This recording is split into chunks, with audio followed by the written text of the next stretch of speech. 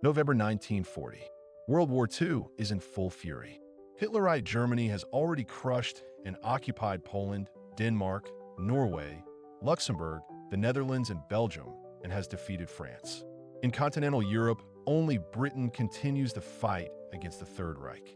Nazi Germany is supported by fascist Italy, which has seized large territories in North and East Africa, occupied Albania, taken part of southern France, and launched a poorly prepared invasion of Greece.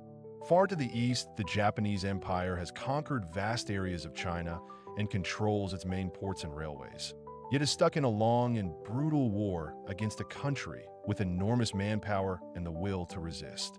Another key partner of Berlin is Stalin's Soviet Union. After the Molotov-Ribbentrop Pact and its secret protocol, the Soviet state has occupied eastern Poland, attacked Finland, taken parts of Romania, including Bessarabia and later northern Bukovina, and has absorbed Lithuania, Latvia, and Estonia into the Soviet Union. At the same time, Soviet deliveries of oil, grain, metals, and other raw materials helped Germany continue the war and soften the impact of the British naval blockade that tries to starve the Reich of imports. By the summer and autumn of 1940, the relationship between the two dictatorships begins to change. The Soviet occupation of northern Bukovina goes beyond what was written in the secret protocol of 1939 and causes irritation in Berlin. In August 1940, the so-called Second Vienna Award is imposed under German and Italian pressure. Romania is forced to hand northern Transylvania to Hungary and later southern Dobruja to Bulgaria. Romania is humiliated and loses huge territories, but for Hitler its oil fields are vital. So on August 30th, Germany and Italy act as arbiters. Soon after that, German policy shifts. On August 31st, Berlin grants security guarantees to Romania, and on September 20th, German troops begin to enter the country. Under the pretext of protection, they take control of the oil region around Ploiesti and the main transport routes, turning Romania into a military base and an economic appendage of the Reich. Moscow reacts in its own way. The Soviet leadership supports Bulgarian territorial claims against Romania and proposes to Sofia a treaty of friendship and mutual assistance. However, the Bulgarian government, alarmed by the fate of the Baltic states that disappeared after similar agreements, prefers to keep distance from Stalin and delays any binding alliance. In the north, Germany starts to show a special interest in Finland. The Winter War of 1939 and 1940 ends with heavy Finnish losses and territorial concessions to the Soviet Union, but Finland survives as an independent state. On September 22nd, 1940, Berlin and Helsinki sign a treaty that allows German forces to move through Finland to occupied northern Norway. Some units do not hurry to leave. They expand airfields, build fuel depots, and create supply bases on Finnish soil. This looks to Moscow like the beginning of a German military presence near the Soviet border. At the same time, British diplomats quietly inform the Finnish government that they understand the necessity of this step. The presence of German troops in Finland makes a new Soviet offensive against that country much more risky and, according to later testimony by Marshal Mannerheim, helps prevent another large Soviet attack planned for the end of 1940 and the beginning of 1941. While these tensions grow, Germany, Italy, and Japan formalize their cooperation. On September 27, 1940, in Berlin, they sign the Tripartite Pact. It divides the world into spheres of conquest. Europe and North Africa are marked as the field for Hitler and Mussolini. East and Southeast Asia and the Pacific are reserved for Emperor Hirohito. The pact is built on earlier anti-Comintern agreements, but is now clearly directed against Britain, its empire, and the United States. By late 1940, Hitler has established domination over most of continental Europe, but he has not forced Britain, led by Winston Churchill, to surrender. The Battle of Britain in the Skies has shown that a direct invasion across the Channel is extremely difficult. The German leadership begins to look eastward and thinks about a future war with the Soviet Union, even while it still receives Soviet raw materials. In this atmosphere of rivalry behind a facade of partnership, Berlin invites the Soviet foreign minister and head of government Vyacheslav Molotov to visit the German capital. On November 12, 1940, Molotov arrives in Berlin at the head of a high-ranking Soviet delegation. The goal of the talks is to discuss a possible entry of the Soviet Union into the Tripartite Pact and a new division of spheres of influence. For 3 days, Molotov meets Adolf Hitler and Foreign Minister Joachim von Ribbentrop. The Soviet side wants recognition of Soviet interests in the Balkans, in the Black Sea Straits, and toward the Persian Gulf. The German side tries to steer Moscow toward expansion south into the Middle East and India, while keeping its own hands free for a future move against the Soviet Union. The talks reveal deep mistrust. Air raids by the Royal Air Force force the delegations to move into shelters in the middle of discussions. In those concrete rooms, the leaders argue about Romania, Bulgaria, Finland, and Turkey. Behind polite formulas, both sides understand that the partnership of 1939 has reached its limits. By the end of the visit, there is no clear agreement. Berlin sends a follow-up draft that proposes a four-power pact of Germany, Italy, Japan, and the Soviet Union with a division of the British Empire into zones of influence. Moscow replies with its own demands, including Soviet dominance in Bulgaria and control over bases near the Bosporus and the Dardanelles. Hitler views these demands as unacceptable. From this moment, he increasingly sees war against the Soviet Union as inevitable. Within a few weeks, planning for Operation Barbarossa accelerates. Staff officers in the German army begin to draw up detailed invasion plans, even while trains with Soviet grain and oil still cross the border. The November visit of Molotov thus becomes one of the key turning points of the war. It shows that the temporary alliance of two totalitarian regimes is breaking apart and that Europe is moving toward an even larger and bloodier stage of World War II. In the autumn of 1940, Adolf Hitler canceled the planned amphibious invasion of Britain and ordered Army Group be the future Army Group Center under Field Marshal Fedor von Bock to move eastward closer to the Soviet border. At that moment, the final decision for war against the Soviet Union had not yet been taken. Hitler hesitated between two strategic paths. One option was to launch a great drive to the east to destroy Soviet communism and seize living space for Germany, an idea he had described many years earlier in his book Mein Kampf.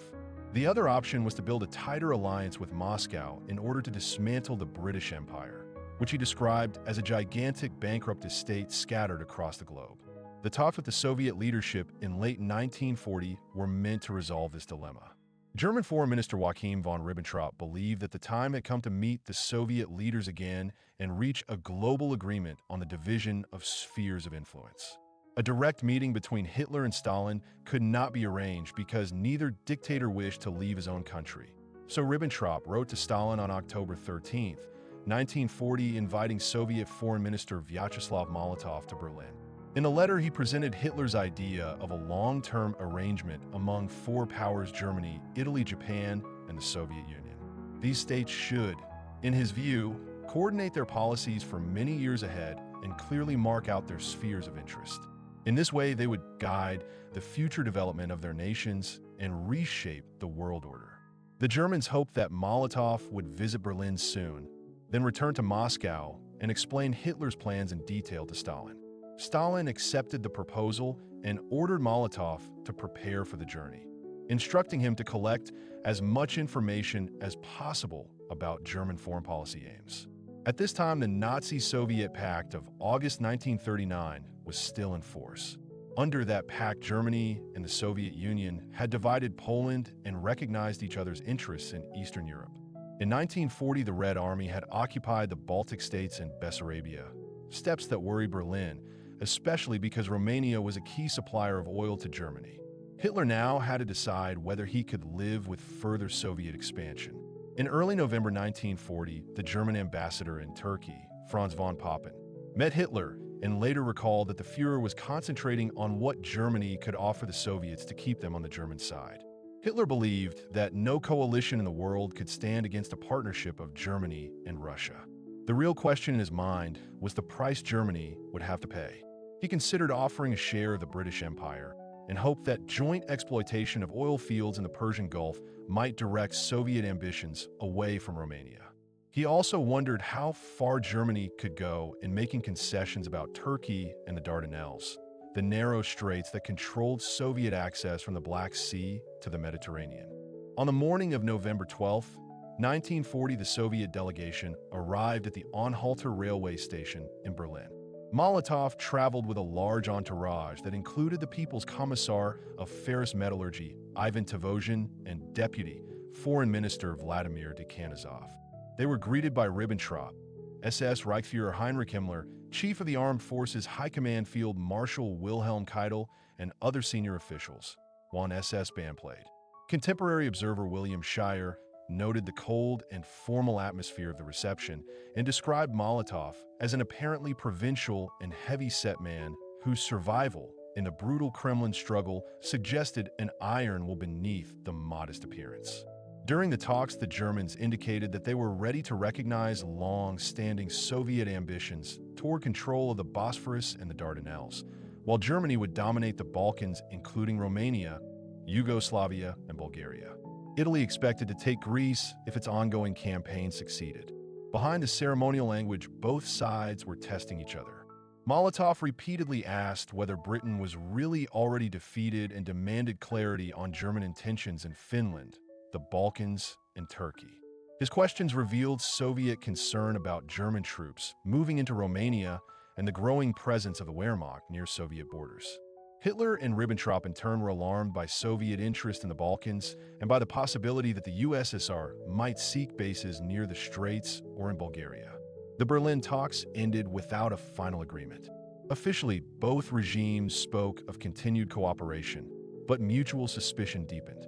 In the weeks that followed, Hitler and his generals moved decisively toward the option of attacking the Soviet Union. On December 18, 1940, Hitler signed Directive No. 21, the planning order for Operation Barbarossa, the invasion of the USSR scheduled for the summer of 1941. The brief period when Berlin and Moscow discussed a long-term division of the world was over. The negotiations of autumn 1940 and the visit of Molotov to Berlin became one of the last attempts to maintain the fragile Nazi-Soviet partnership. Their failure helped set the stage for the largest land campaign in history and turned former partners into mortal enemies on the Eastern Front. In the late 1930s and early 1940s, Nazi Germany built a personality cult around Adolf Hitler that in many ways mirrored the cult around Joseph Stalin in the Soviet Union. Huge rallies filled with flags, portraits, and choreographed crowds created the image of an infallible leader. Children brought flowers to the front of parades, and architecture and painting followed a heroic monumental style similar to Soviet socialist realism. Behind this carefully staged facade, the regime filled concentration camps with political opponents and anyone suspected of disloyalty. Through terror, censorship, and relentless propaganda, the dictatorship tried to turn mass fear and obedience into sincere worship of the leader. In this atmosphere, the Soviet-German alliance of convenience reached its peak. After the Molotov-Ribbentrop Pact of 1939, the two regimes had already divided Poland and coordinated economic deliveries. In November 1940, a Soviet delegation headed by Foreign Minister Vyacheslav Molotov arrived in Berlin to discuss a possible deeper division of the world within a planned Axis order. The guests were placed in the luxurious Bellevue Palace in Berlin, which underlined how seriously Berlin treated the talks.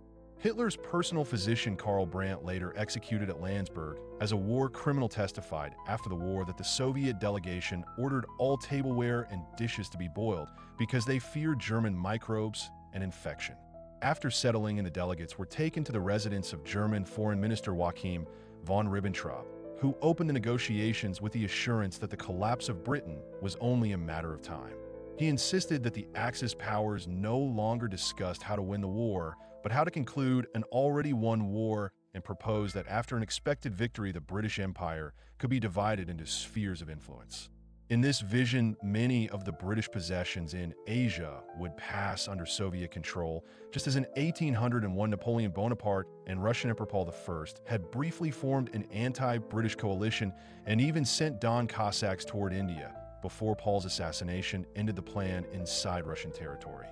On 12 November, Molotov and Deputy Ambassador Vladimir Dekanizov, together with interpreters Vladimir Pavlov and Valentin Berezkov, met Hitler in person. Berezkov later recalled that during the greeting, Hitler shook hands with each member of the delegation. His palm felt cold and damp, which produced an unpleasant, almost reptilian impression. The handshake was weak and without expression, and in this detail Berezkov saw a similarity with Stalin, whose handshake was also flat and indifferent. Years later, after retiring, Molotov shared his own impressions in conversations. He described Hitler as outwardly unremarkable, but strongly self-satisfied, a man, clearly intelligent, yet limited by his own vanity and by the rigid ideology that guided him. In Molotov's view, Hitler was not a raving lunatic as later films often portrayed him, but a calculating politician whose ideas were destructive precisely because he believed in them so completely. After the formal talks, the sides went to lunch, and there Hitler spoke about his personal wartime regimen. According to Molotov, he explained that during the war he refused coffee because he believed the German people were sacrificing such luxuries. He called himself a vegetarian who did not eat meat, did not smoke, and did not drink alcohol, and he presented this ascetic lifestyle as part of his duty as leader. Molotov later commented with dry irony that it was like sitting next to a herb-eating rabbit who imagined himself an ideal man. In reality, behind this self-image stood a dictator responsible for unleashing a world conflict that by 1940 had already destroyed states and cost millions of lives, while he still tried to draw new lines on the map, dividing empires that did not yet belong to him.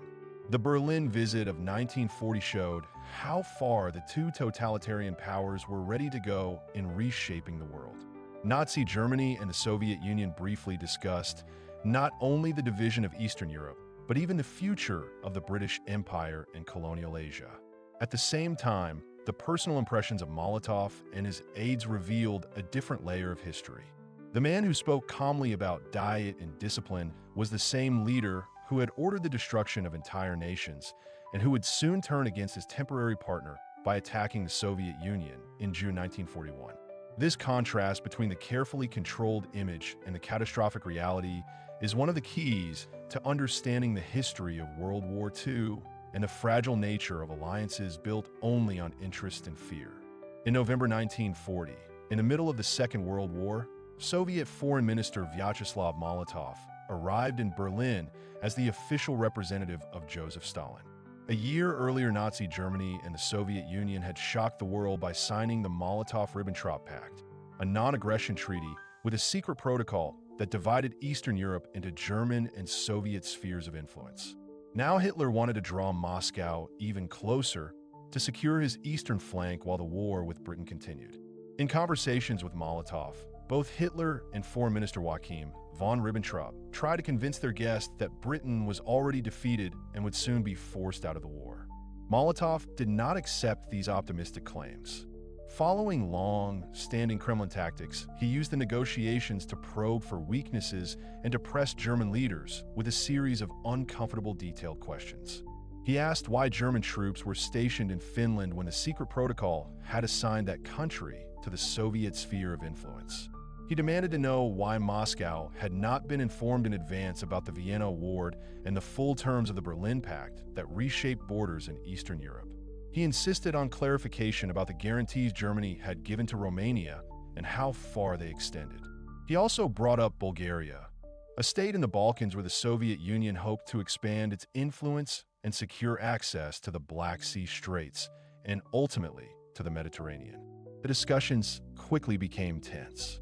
Hitler preferred to speak in grand strategic visions, while Molotov kept returning to specific clauses and practical details, repeatedly reminding the Germans that the Soviet leadership expected strict respect for its sphere of influence defined in 1939. Molotov later admitted that he had deliberately tried to test and even provoke his German counterpart. One of the most emotional topics was Finland. After the Winter War of 1939 to 1940, the Soviet Union had already forced Helsinki to make painful territorial concessions, and Molotov now hinted that Moscow intended to finish off Finnish independence entirely. Hitler reacted sharply. He argued that a renewed Soviet attack on Finland would almost certainly push Sweden to intervene and invite British forces into northern Scandinavia, allowing them to use air bases that threatened German interests and iron routes. From the German point of view, this was unacceptable. Only Ribbentrop's efforts and his attempt to shift the conversation to other subjects managed to cool the atmosphere. Despite the friction, the Germans still staged a ceremonial reception for the Soviet delegation at the Kaiserhof Hotel. Communication was difficult. Most Soviet officials spoke only Russian and needed interpreters, while German dignitaries rarely knew Russian. Memoirs from participants recall awkward attempts at small talk that went nowhere. Among the observers was propaganda minister Joseph Goebbels, who recorded his impressions in his diary. He described Molotov as a cautious and reserved man with a pale wax-like face and noted that the Soviet delegation contained no one who looked imposing in the traditional aristocratic sense. To him, their appearance seemed to confirm Nazi prejudices about the Soviet system. Goebbels wrote that he saw in them fear, a deep-rooted sense of inferiority in a culture dominated by terror and suspicion. These private notes reveal how little respect leading Nazis had for their temporary allies and how ideological contempt poisoned the relationship even at the moment of apparent cooperation. The next day, negotiations resumed. Beyond European questions, the two sides even discussed the ongoing war in Asia. Molotov raised the issue of ending the Japanese-Chinese conflict and spoke in favor of an honorable peace for China, reflecting the Soviet desire to maintain influence in East Asia without direct confrontation with Japan. In Europe, the Soviets continued to push for expansion of their influence in the Balkans. They focused especially on Bulgaria and on securing guaranteed rights of passage for Soviet warships through the Turkish Straits from the Black Sea to the Mediterranean. Control over this route had been a Russian strategic goal since the imperial era, and Stalin's government followed the same logic. Germany, however, saw these demands as a challenge to its own plans in southeastern Europe. Another factor complicated the talks. Just 2 weeks before Molotov's arrival, Italian dictator Benito Mussolini had launched a poorly prepared invasion of Greece from Albania. Hitler feared that Greek resistance would draw in British forces, giving London new bases close to the Romanian oil fields at Ploiești and to key Axis sea routes. In reality, this is exactly what happened. For Hitler, the Balkans now looked like a fragile front that Germany and Italy had to dominate directly. The idea of allowing the Soviet Union a major role there, or even influence over Romania's oil, appeared increasingly dangerous. This fear of losing control over Romanian oil, vital for the German war machine, became one of the central reasons why Hitler began to think seriously about turning against his Soviet partner. Even so, the German leader attempted to end Molotov's visit on a positive note. At the close of their meetings, he shook the Soviet diplomat's hand and expressed his view that Stalin was a major historical figure and that he himself expected to be remembered by history as well. He told Molotov that it was natural for two such political leaders to meet in person and asked him to pass on greetings to Stalin along with a proposal for a future personal summit. Behind this polite formula, however, distrust was already growing. The questions about Finland, Romania, Bulgaria, and the Straits had revealed that German and Soviet ambitions in Europe were colliding. Within a few months, Berlin would begin planning Operation Barbarossa, the invasion of the Soviet Union. The Berlin talks of 1940 therefore stand as a crucial turning point. They show how temporary alliances between dictatorships can mask deep ideological hatred and conflicting strategic goals. They also explain why a pact that had divided Eastern Europe in 1939 collapsed so quickly into the largest land war in history, reshaping the course of the Second World War. In the autumn of 1940, the war in Europe seemed to be entering a new phase. France had fallen, Britain stood alone, and the Soviet Union was still formally bound to Germany by the Molotov-Ribbentrop Pact. Against this background, Soviet Foreign Commissar Vyacheslav Molotov arrived in Berlin to discuss the future shape of Europe with Adolf Hitler's government. The last and most dramatic of these meetings took place in the building of the German Foreign Ministry on Wilhelmstrasse on the evening of the 13th of November. While Molotov and Joachim von Ribbentrop argued over maps and spheres of influence, the air raid sirens of Berlin suddenly began to wail.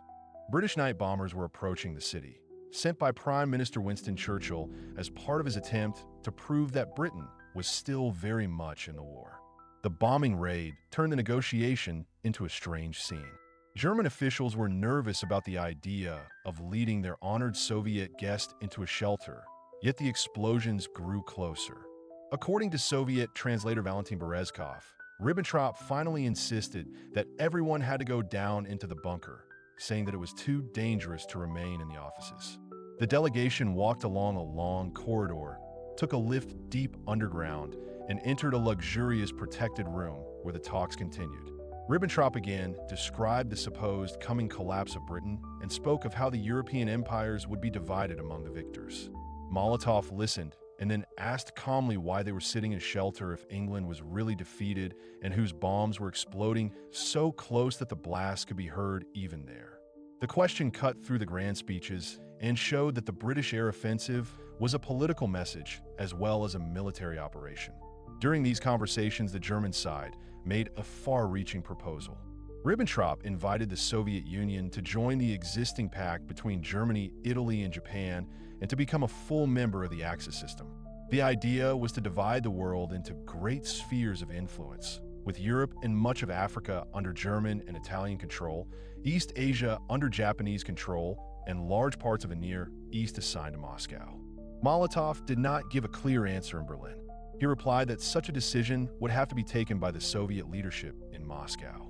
On the morning of the 14th of November, the Soviet delegation left the bomb-scarred capital. Interpreter Vladimir Pavlov later described the talks as exhausting and ultimately useless, reflecting how far apart the two regimes already were in their real aims. Yet Joseph Stalin had not completely rejected the idea of a formal alliance with the Axis powers. On the evening of the 25th of November, the German ambassador in Moscow, Werner von der Schulenburg, received an official written response from the Kremlin. In it, the Soviet government set out conditions under which it would consider joining the pact. Among these demands were the withdrawal of German troops from Finland, which the Soviet Union regarded as part of its own security zone, and German agreement to a Soviet-Bulgarian treaty of mutual assistance that would in practice allow Red Army forces to enter and occupy Bulgaria. Another key demand was the establishment of Soviet land and naval bases on the territory of Turkey in the Black Sea Straits, giving Moscow direct control over the vital passage between the Black Sea and the Mediterranean.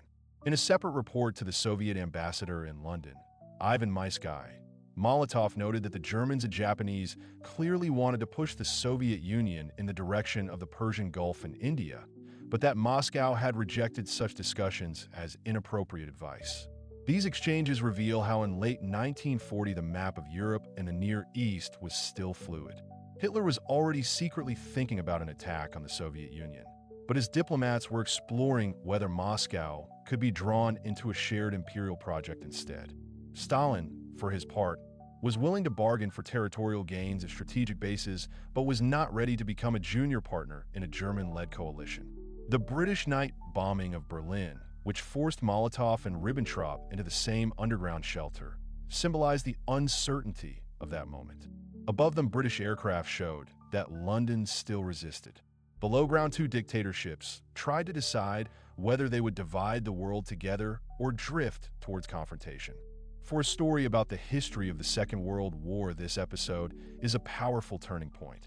It shows how diplomacy and air power, cautious bargaining, and sudden explosions all came together in a few tense days.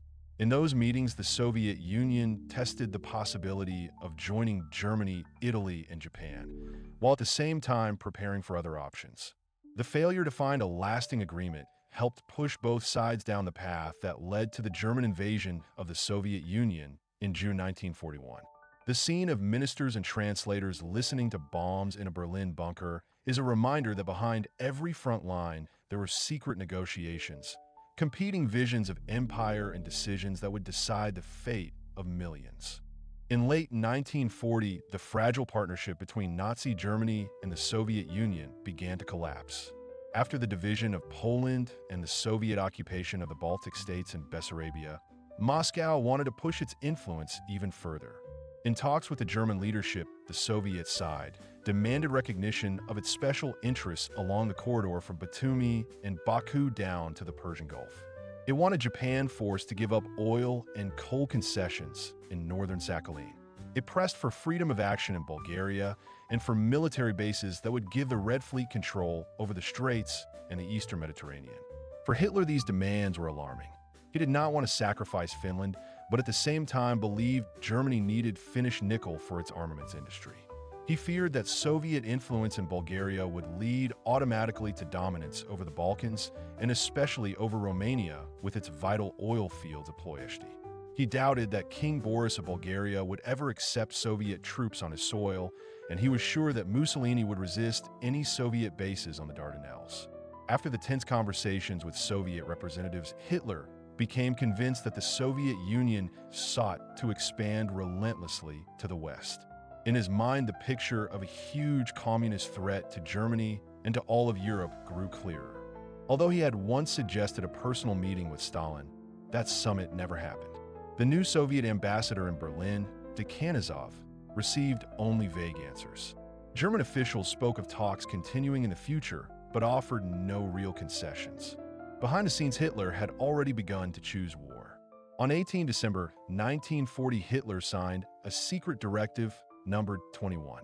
It laid down the basic plan for the invasion of the Soviet Union under the code name Barbarossa. The goal was nothing less than the destruction of the Red Army in a short campaign and the advance of German forces to a line running from Arkhangelsk in the north through the Volga to Astrakhan on the Caspian Sea. Allied forces from Romania and Finland, both now under German protection, were to take part in the operation. The attack was supposed to begin even before victory over Britain was secured, with an original date of 15 May 1941. But the sudden spring campaigns against Yugoslavia and Greece, launched to stabilize the German position in the Balkans, forced a delay of several weeks. The start of the invasion moved to 22 June. Later, Albert Speer, Hitler's personal architect and chief building inspector for Berlin, remembered a large globe that stood in the reception room of the mountain residence at Berchtesgaden. After the failed diplomatic talks, he noticed a pencil line drawn from north to south along the Ural Mountains, a rough mark of the future border of Hitler's hoped-for empire. On 21 June 1941, the evening before German troops crossed the Soviet frontier, Hitler invited Speer into the salon of the residence, put a record of piano preludes by Ferenc Liszt on the gramophone, and told him that this music would accompany the coming victories in the Russian campaign. While the notes of romantic music echoed through the room, armored columns and infantry divisions were already moving toward their jump-off positions along a front thousands of kilometers long. The decisions taken in those months turned a political rivalry into the largest land war in history, a conflict that would claim tens of millions of lives and decide the fate of Europe. Did you like this story about the road to Operation Barbarossa and the Eastern Front? Subscribe to the channel so you do not miss new videos about the hidden history of World War II.